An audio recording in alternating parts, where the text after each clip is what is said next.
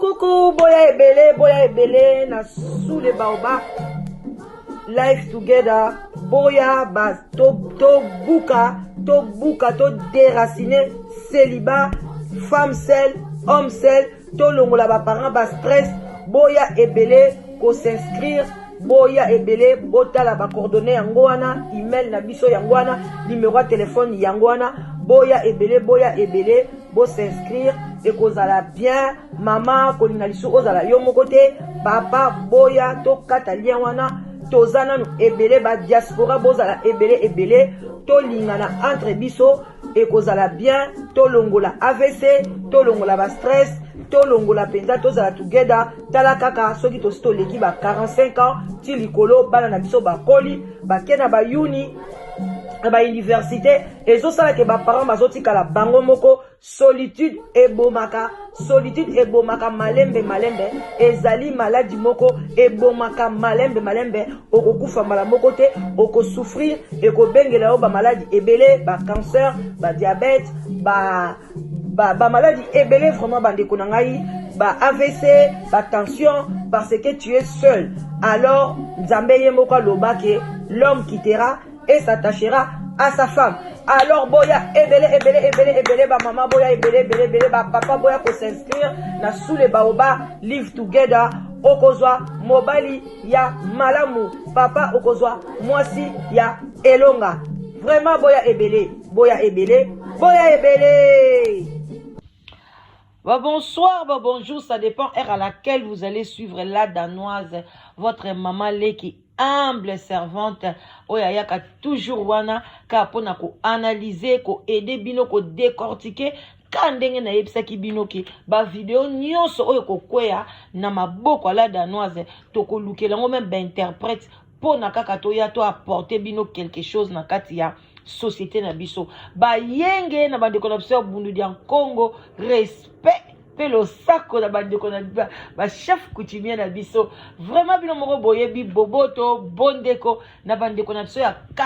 catholique oyo ba sala ke to tanga ba classe a bien ba salam ebele ba salam alaikum na bande konapseur ba musulman. Vraiment bande konangai toye wana boye baka toza mu pepe ya sika toza na se ya sous les baobab oye pesami na oya bino la danoise bino mo boyebi mo kopa café mo kopa ti coca tokos ele karanango biso pe lelo awa na mupaya nanga na zana e tozo mela biso vin rouge na ndenge ya mukete. Vraiment bandeko na ngai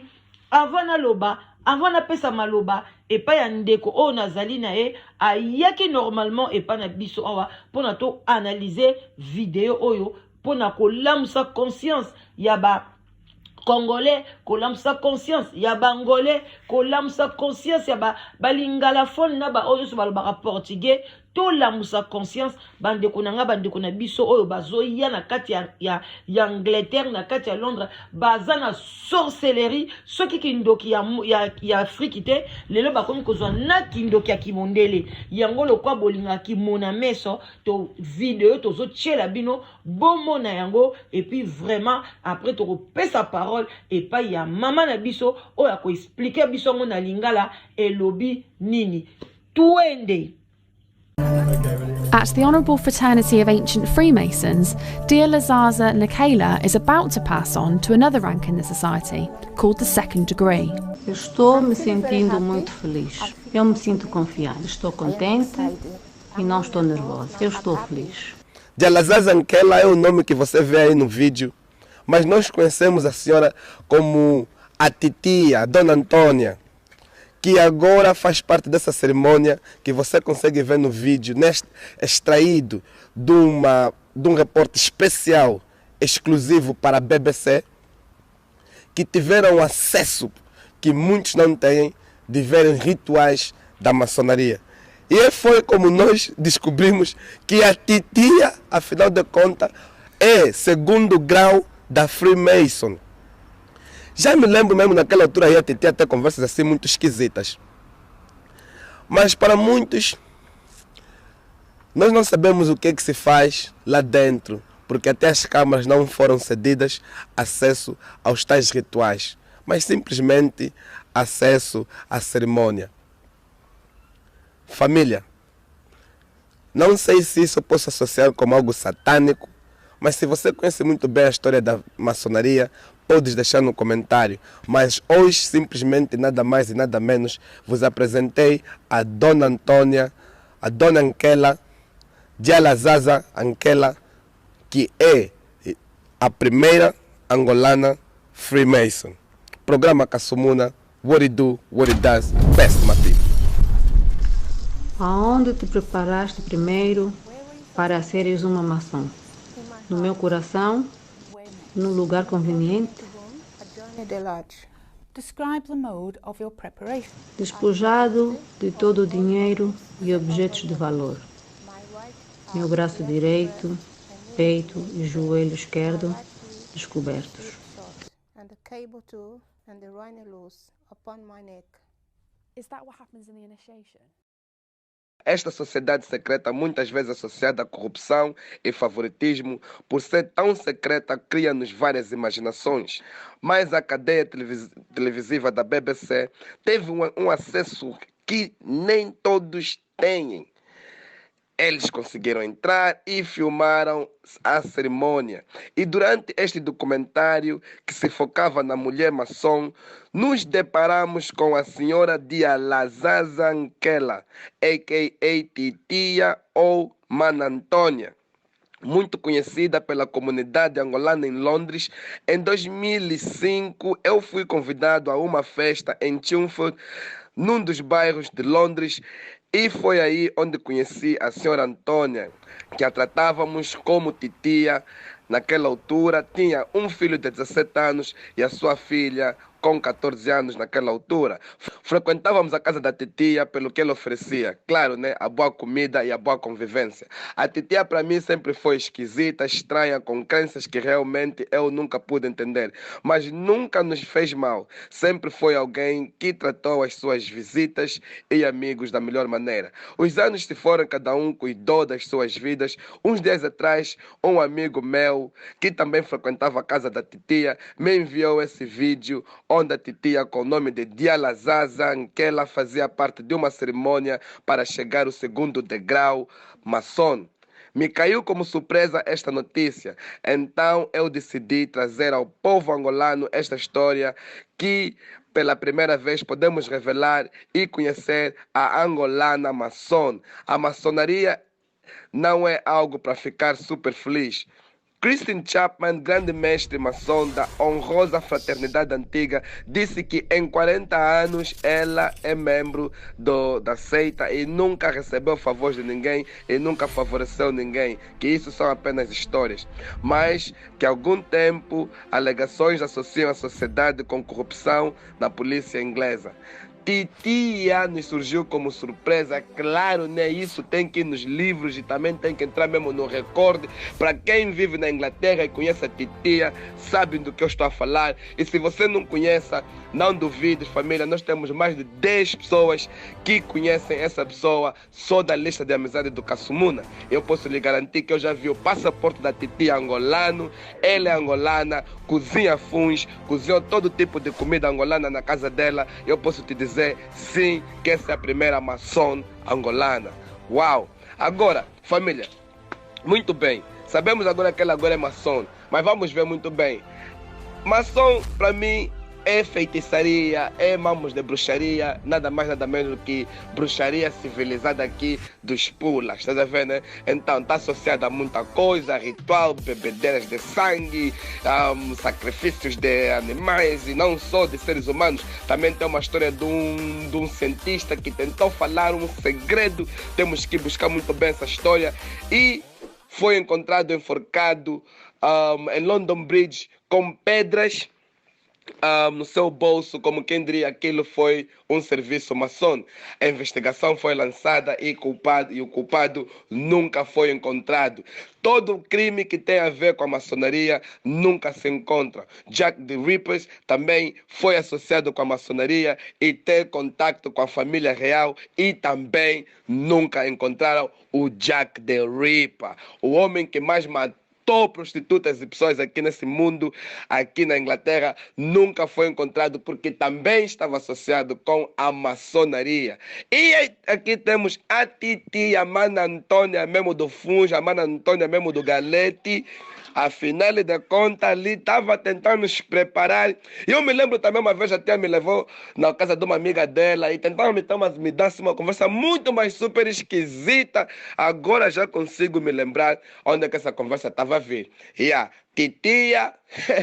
Angola, conheçam a primeira maçom do mundo. Mana Antônia, a.k.a. Jalazaza Nketla. E a família... Esta é a novidade do Kassumuna. One love.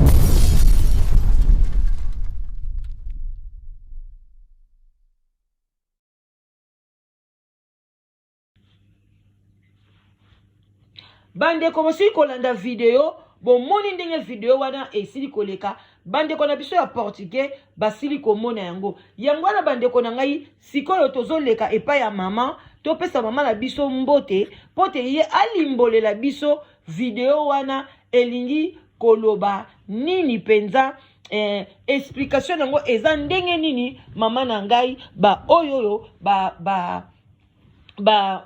oyo bamoni bayoki video wana te omoni ndenge ni mama na ngai eske to bandela video olandaka video na sima ou bien omoni ke o expliquer kaka parce que tosi totie video omoni ndenge nini tolanda video liboso tolanda lisu video yango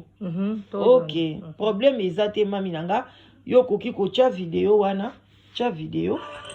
As the Honourable Fraternity of Ancient Freemasons, dear Lazaza Nikela is about to pass on to another rank in the society, called the second degree. Estou me sentindo muito feliz. Eu me sinto confiante. Mais toloba parce que tosi bango basi batali yango mami tokokanga na biso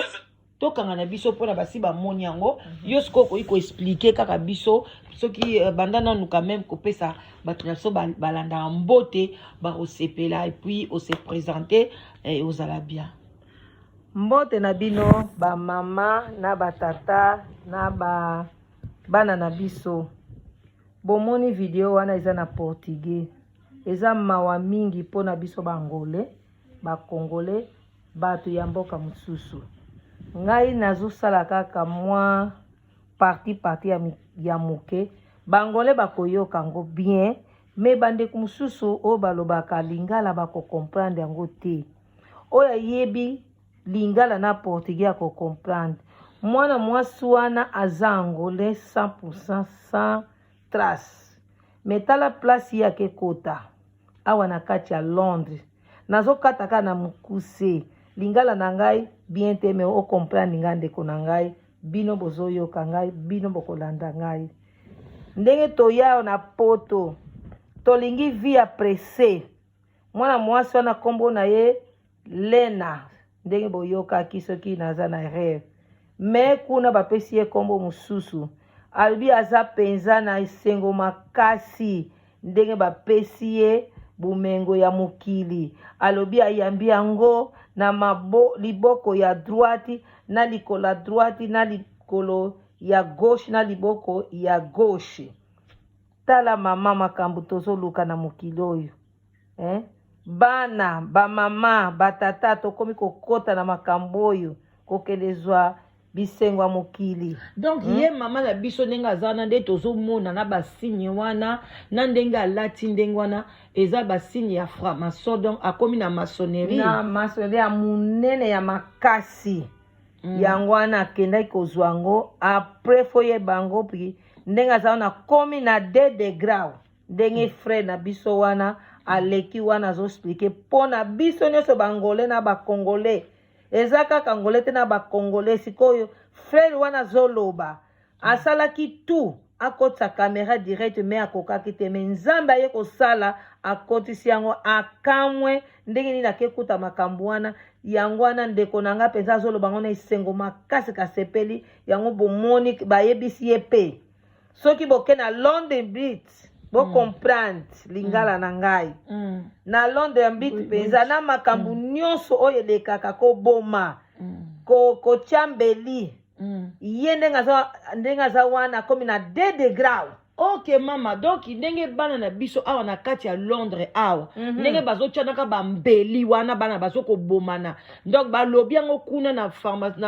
na maçonnerie ke eza bamupepe ezowutaka nde epa na bango mpona batangisaka makila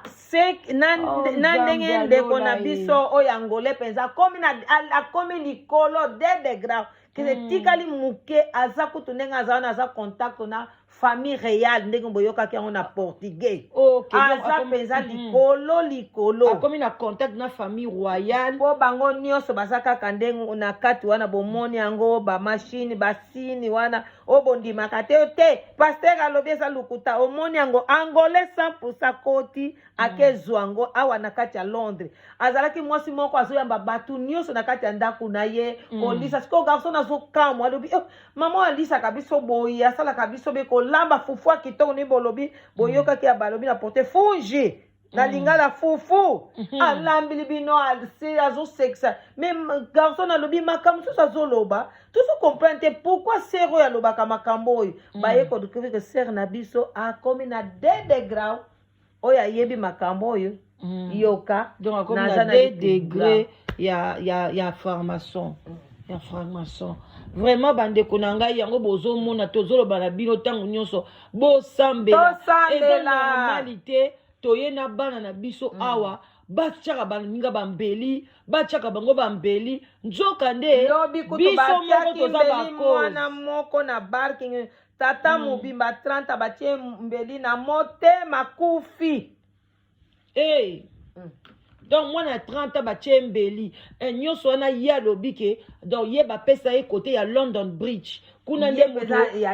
molimo mabe elekaka kuna donc bana oyo baboma kuna siège na bango eza ye mbongo boyoki yango dinheiro na portugais mbongo bapesi ye mbongo na biloko ya mokili alobi yango